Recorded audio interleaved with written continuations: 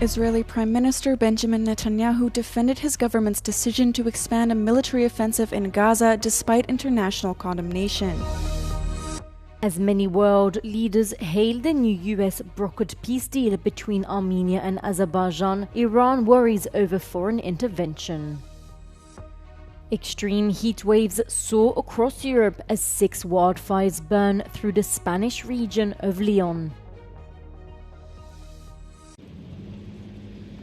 Israeli Prime Minister Benjamin Netanyahu defended his government's decision to expand a military offensive in Gaza despite international condemnation of the plans. Israel said on Friday it plans to take over Gaza City in another escalation of the war. Netanyahu asserted that the goal was to demilitarize Gaza and to insert a non-Israeli transitional authority there after the war ends. Our goal is not to occupy Gaza. Our goal is to free Gaza. Free it from Hamas terrorists.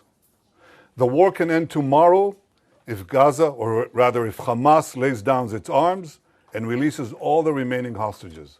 Netanyahu's government is facing increasing pressure from its allies, UN aid groups, and protesters in Israel to end the war.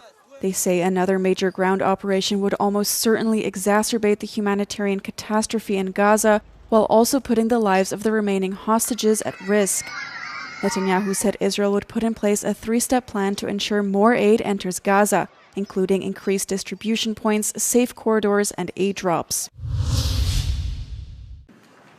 Armenia and Azerbaijan's neighboring countries react to the new US-brokered peace deal signed on Friday. The deal includes a corridor planned in the Caucasus, which Iran has said it will block, citing concerns over potential negative consequences of any foreign intervention near its borders. Meanwhile, Armenians are caught between hope and distrust. Բայց սպասելիքները չեն կարող լինել դրական, որտեղ հատկապես 2020 թվականից հետո Ադրբեջանի հետ կնքված բոլոր հայտարարությունները, Ադրբեջանի հետ եղած բոլոր հանդիպումներում ձեռք բերված պայմանավորվածությունները միշտ ավելի վատ են եղել Հայաստանի համար, դրա համար որևէ դրական ակնկալի ես չունեմ.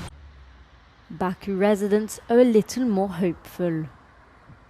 Ve bütün təhlükəsizliyi Amerika öz üzərinə götürür. Bununla da demək olar ki, sakitlik, əmin-amanlıq yaradacaq. Tez bir müddətdə sərhədlərimiz açılacaq, Ermənistanla normal münasibətlər yaradacaq. Russia, Georgia's opposition, and Georgian Prime Minister Irakli Kobakhidze have all welcomed the deal, describing it as the beginning of a new era of stability and economic development. The EU and the UN have hailed the deal as key to lasting peace.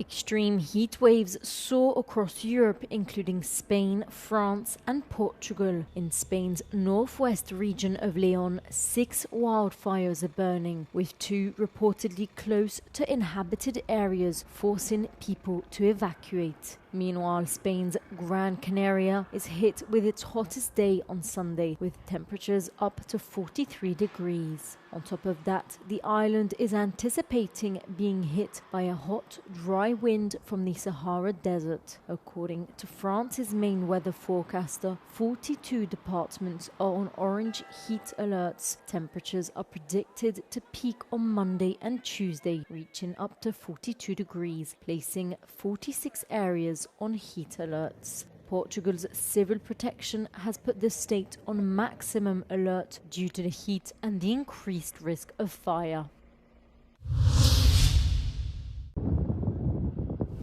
Dozens of migrants who arrived in a small boat on the Portuguese Algarve coast on Friday will be repatriated, a court judge ruled. The 38 migrants will have 20 days to leave the country voluntarily, after which they'll be forcibly expelled. Until then, they will be temporarily housed in a pavilion in Sagres that has been adapted for migrants. There were 7 children on board the small wooden boat that arrived from Morocco, who were not heard by the court due to their special protection as minors. Police said the migrants were in a weakened state and in need of medical care. Some of them were transported to hospital units for medical assessment.